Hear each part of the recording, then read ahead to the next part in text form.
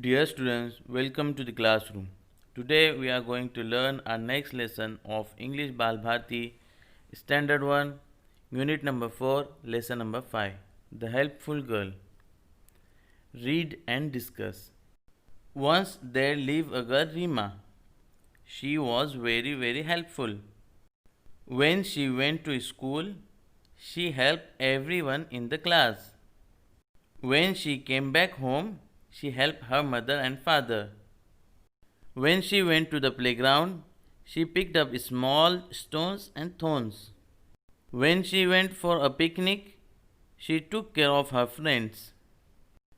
When she went to a shop, she selected things carefully. She made greeting cards for her friends and gave them on their birthdays. She was the best girl in our school.